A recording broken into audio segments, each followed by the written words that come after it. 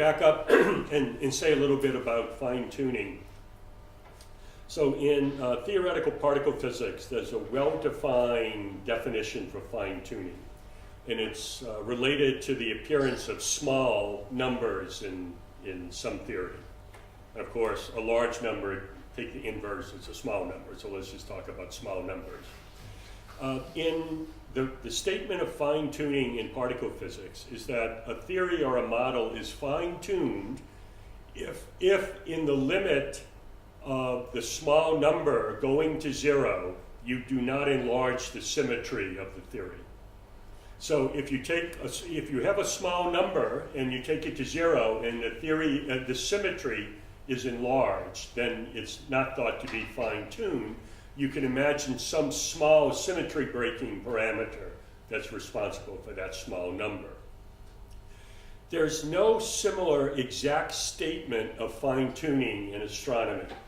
So fine-tuning in astronomy is usually said, well, there's this theory or model or nature seems to operate with a very small range of some parameter, and if you move outside of that, then nature would look much differently. So fine-tuning in astronomy is not so precisely mathematically defined, and it's sort of like, well, you know it when you see it. So things that may appear to be fine-tuned, once you understand the embedding of a dark matter model into some larger theory, may not in fact be fine-tuned. You notice I didn't answer your question. I was rambling on in order to give Celine time to answer the question. Well, I guess supersymmetry is the one. In terms of, sorry, the most fine-tuned. Yeah. So you want No, I think the question was the least fine-tuned. Least fine-tuned, maybe axioms to some extent. Well, the initial misalignment angle, if axioms are produced that way, is sort of fine-tuned. That is extremely fine-tuned, but that's basically we know the results. But you're inputting omega h squared, you know, the value of the dark matter density today, into cosmology in order to deduce some essentially initial condition. So in that sense, it is fine-tuned. So some idea, it would be nice if you would have a dark matter model or theory or idea that would give omega h squared equal to the value we observe today, the current dark matter density. And you could move parameters in the model around by a great deal and not change omega h squared. I know of no model that does that, except perhaps the asymmetric dark matter idea, that the dark matter density is the result of the fact that there is an asymmetry between dark matter particles and antiparticles. And if you relate that to this 6-to-1 ratio between dark matter and normal matter, if this asymmetry has its origin in the same way that there is an asymmetry between baryons and antibaryons, then it would tell you that the mass of the dark matter particle is 6 GeV. And if you would change that, then you would change in a linear way what omega h squared in the dark matter would be. That seems not so fine-tuned. I don't think anybody really likes that model, but it's in that sense, it's not so fine-tuned.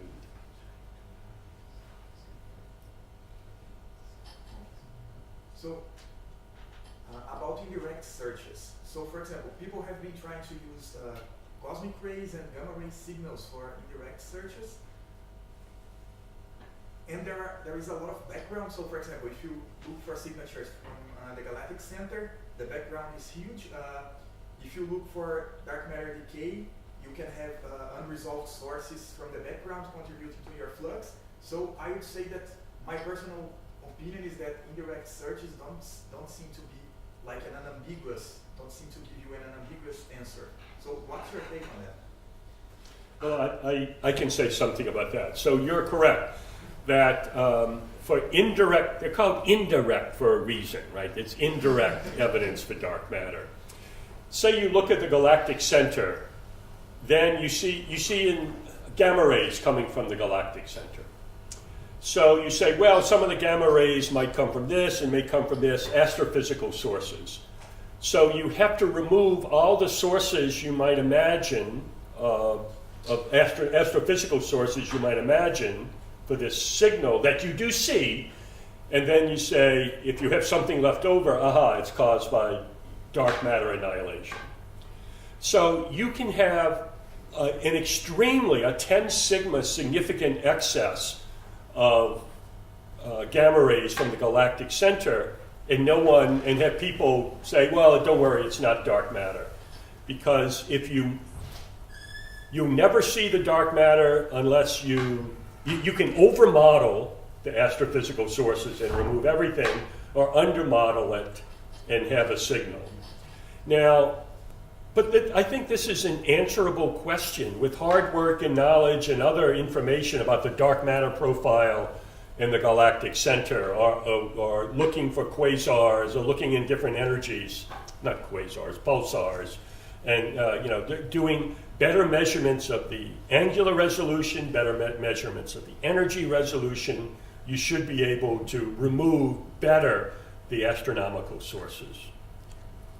Yeah, I mean, I would add that. I completely agree to that. I think that what's needed is I think what's needed is a holistic approach, right? And that means, of course, also combining direct with indirect, and also with collider searches as well. But even just within indirect, we can look at the galactic center, but we should also see a predictable signature then in the dwarf galaxies. And similarly, we don't just have to look in photons, right? With dark matter, if we have a model, we can predict decay channels, not just to gamma rays, but then also to positrons, to tau, to whatever we want, again in a predictable way, and the ratio of those decay products should come out. So I think we just need this much broader view, and I think the trouble is, the prize is so great. Finding dark matter is such a huge prize that the slightest whiff of a signal, and there's this huge bandwagon jumping and understandable excitement, but I think we do get a little carried away with ourselves. I mean, the WIMP haze is a good example, right? You see this excess gamma ray signal, it can be easily fit by dark matter models, but one should be immediately suspicious when it has a similar spectrum to a millisecond pulsar, right? Even if your millisecond pulsar models don't quite put enough in the right place, immediately you should be thinking, well, nature would be very cruel to give dark matter the same energy spectrum as a millisecond pulsar. On the other hand, we may look back and say, well, we discovered dark matter a couple of years ago, evidence for dark matter a couple of years ago. There are also some anomalies in direct detection. There's the DAMA result that outside of a certain university in Italy, no one really believes. But there's no convincing explanation for that. There's also sort of anomalies in the low recoil energy part. They're gone. I think it was gone. I think DAMA is the only one. I don't think they're convincingly gone. I didn't talk about them. I don't think there's any evidence, but the low recoil energy is very tricky, and it's not very well understood, and there might be something there. Well, maybe, but I'm pretty sure the current excess that people had in the past, basically, is completely gone. I mean, speaking of anomalies, one of the biggest anomalies, which prior to LHC upgrading the power was basically the constraint on SUSY, as best I can tell, is this G-2, the anomalous magnetic moment of the muon. I wondered if you have any feeling about that, because from what I can tell, the LHC is basically looking like bad news for SUSY, but I thought G-2 was this big, hint of SUSY.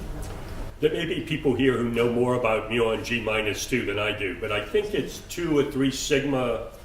But the modeling of it, sort of the QCD backgrounds and the theoretical calculations, that's where the uncertainty is. I think there's the measurements, I think, are correct, and there are other measurements being done. For instance, Fermilab's doing one. I think there are others around. And there could be explanations other than SUSY also. And also modeling the standard model contribution to G minus 2 of the muon still leaves some room. But perhaps someone else has a better, deeper insight. Well, I'm not really an expert on the G minus 2, but you're completely right, of course, that the Fermilab upgraded experiment will improve that dramatically in the not too distant future. So that's good news experimentally. Well, it will improve the experimental uncertainty. Now, whether the theoretical modeling of just standard model processes will be improved commensurate with that is unclear to me. Oh, on the LHC versus G minus 2, so it's true that if you were to try and explain a G minus 2 anomaly, you would need a light supersymmetric particle of some sort, and the most obvious candidate would be the supersymmetric particle of the muon, because you would have lights muon on some loop diagram. And there's lots of ways to hide lights muons at the LHC so far. So whilst we've done lots of searches, we can't really we can't really say that we've discarded that possibility yet, though eventually we might. For low energy supersymmetry, I'm an agnostic. And I have I've never invested a lot in low energy supersymmetry. But I do notice that physicists' feelings about low energy supersymmetry are a wonderful explanation of Bayesian statistics. If your prior is 1, no amount of negative evidence ever reduces your prior from 1. Well, maybe I can add. So my prior was not 1. And I'd say that we looked at a big range of SUSY models at the LHC. And we ruled out so far about what I think, well, of the models that we thought were plausible, we ruled out about half of those so far. I think that. So you ruled out the wrong half to begin. You searched in the wrong half to begin with. Well, we mostly ruled out the low energy half, and we'll get a good fraction through that high energy half. So we're making real, as you said in your talk, we're making real progress. Again, it's a search that has to be run to ground. But as the mass scale of SUSY goes higher and higher and higher, the original motivation for SUSY, which was a fine-tuning problem in particle physics, becomes harder and harder to have as a motivation. But, can I ask a question of Justin?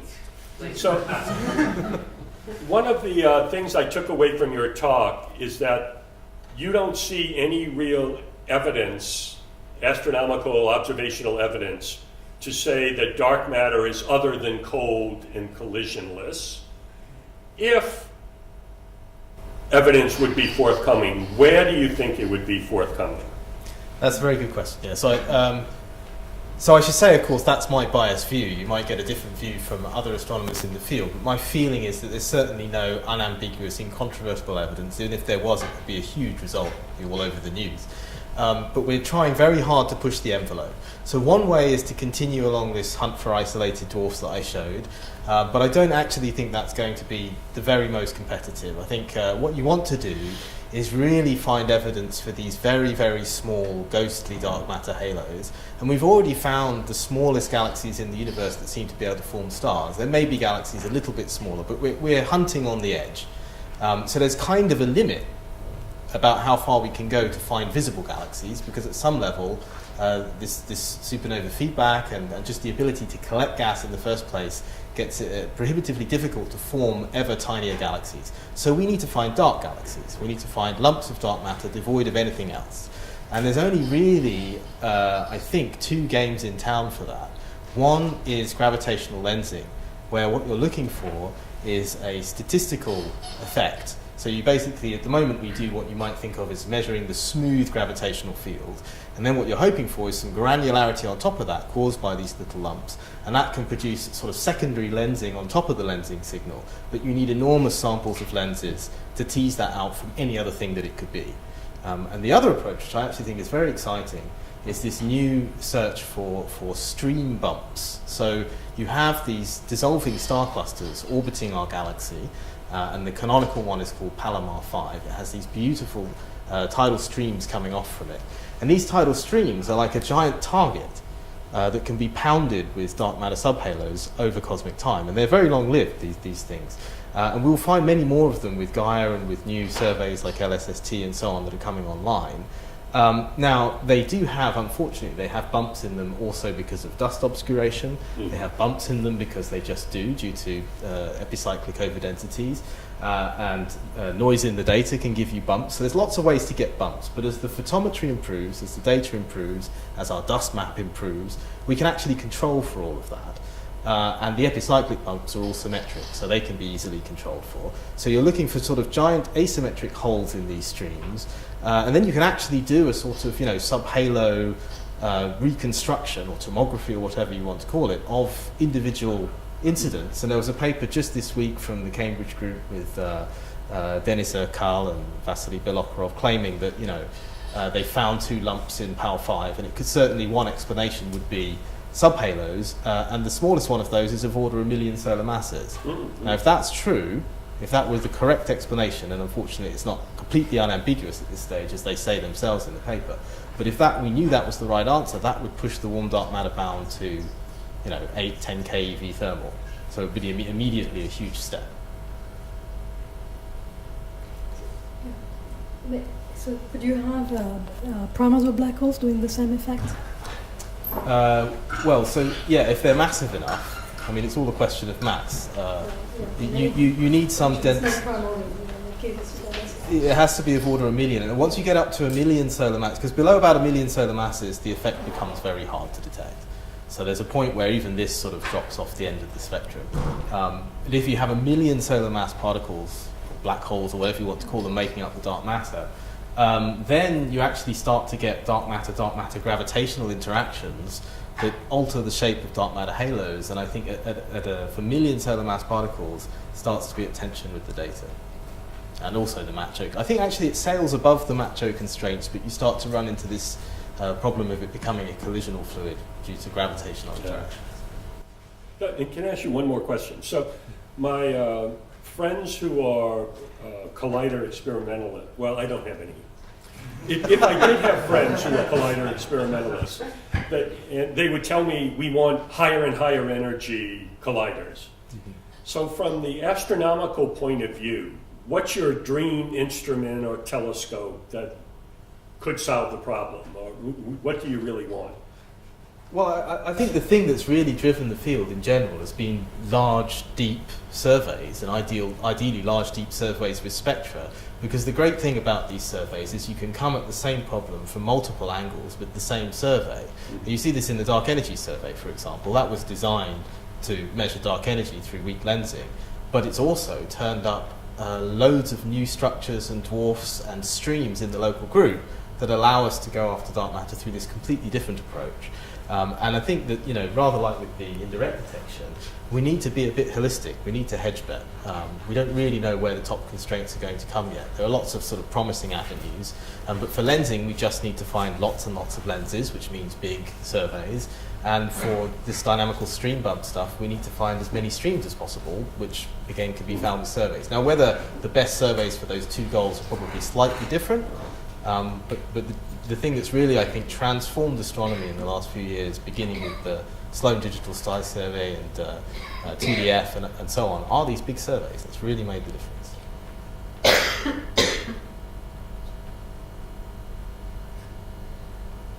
Okay, if there are no further questions, let's thank our speakers again.